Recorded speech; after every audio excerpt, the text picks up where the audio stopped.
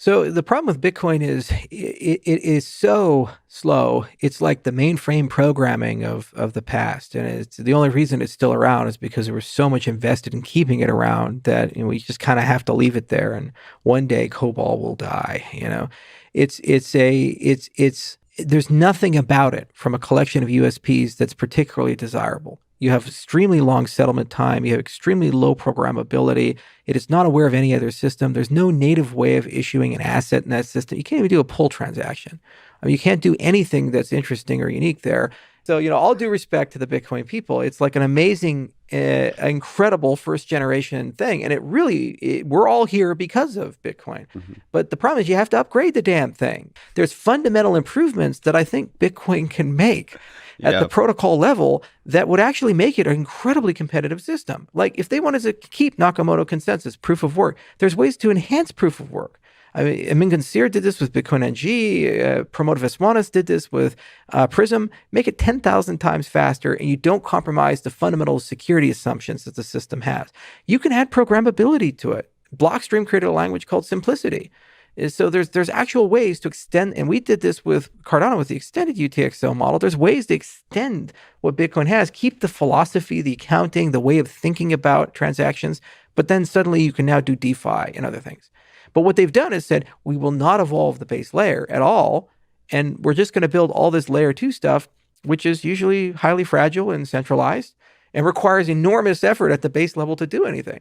It's not a coincidence Vitalik started as a color coins guy and a master coin guy, hanging out in those circles. He was trying to innovate and do things in Bitcoin, and it was so hard and difficult that he started diverging and going and doing things in a different system entirely. I knew the Mastercoin guys, JR, and all these people. They were maximalists. They really wanted to build something cool and exciting for Bitcoin. And anything they did, the developers would attack them. It's, you're misusing op return. You're doing this, that. It was a holy war anytime you wanted to evolve. So I think it's its own worst enemy. It has the network effect. It has the brand name. It has the regulatory approval. But there's no way to change the system, even correcting obvious downsides. Now, what's really cool is Ethereum doesn't suffer from that problem. It's getting to a point where it has a similar network effect to Bitcoin, but the community there is completely different in culture. They love evolving. They love upgrading, sometimes a little too much. And so that means that if you look at the trajectory of things, if I had to bet just those two systems, Bitcoin or Ethereum, I would say 9 times out of 10, Ethereum is going to win the fight against Bitcoin if it was the only competitor. But obviously we're here and a lot of other people are here. So there's different things going on. So it's a much more complex game. But I think that's always the key, zooming out a little bit, set the technology aside and the word salad of cryptography aside, because it's too much. What you have to always do is say, what incentive does the system have to evolve? And when you look at things like Android and the App Store and these analogous platforms, you say, the evolution is user-driven and there's a financial incentive for the user to participate. So if I had to look at the trajectory of this thing, come back 10 years later, probably going to have millions of applications and lots of stuff going on because that's the way the system was constructed. Okay, it makes sense. When you look at Bitcoin, you say, what is the incentive to evolve the system? There's none. What is the incentive for the system to get more competitive? There's none. In fact, it's the opposite. They've turned it into a religion. I was in Miami at this Bitcoin conference there. I had a toilet paper roll thrown at me that had shitcoin written on it.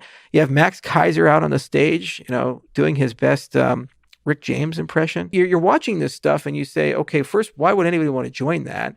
And then second, where is the conversation about how do we achieve something? I started with Cardano, the end in mind. I said, we really want to sit down and build this financial operating system. And the definition of success is the poorest person in the world has access to the same system as the richest person in the world, and they both get treated fairly.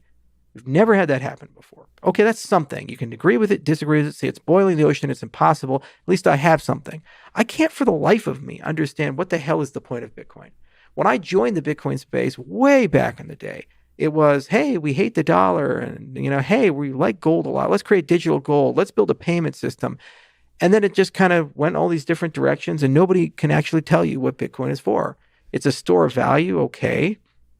There's some proof of work thing where maybe you're like incentivizing alternative energy to be produced. I don't know. It's like nobody really knows the philosophy. There's no direction. And they say, but don't worry, Just buy and hold, and everything will sort its way out. Have we ever built a successful banking credit system off of gold? Never. It never works because there's too much volatility in the underlying asset. Would you take a gold-denominated loan for something? If somebody says, all right, I'll give you 5 bars of gold to go buy this car and pay me back 5.5 bars of gold. Nobody would know in 5 years where they come out. Well, how do we make it easy for layer 2 protocols to interact with Bitcoin? So why is simplicity not built into it? Why is it taking so long to do snore segs? Why is it taking so long to do all of these obvious upgrades, which are cryptographically low danger? Also, NEPA-POWs, non-interactive proofs of proof of work. There's no cost to doing that. It's just a property of proof of work where certain puzzles are more special than other puzzles. And by noticing that, you can create these beautiful proofs that allow you to have sidechains and light clients. It's not compromising security of the system. It's just something you get for free with proof of work. Those came out in 2016. There's derivative work fly client floating around. Where the hell is it? This is the frustration that I have is like, if you really are serious about this whole lightning and gold economy thing, I love choice. I'm a libertarian by nature. I love competition. And, I read all those books. I read Ludwig von Mises's work and Murray Rothbard's work. And I love what Hayek had to say about private currencies. Let's go try it. That's great. But then you have to have some focus and commitment as an ecosystem. And the excuse they use is, well, no, we don't because we're decentralized. And because we're decentralized, we don't need that. As if there's some sort of guiding swarm intelligence that will naturally push the system in that particular direction.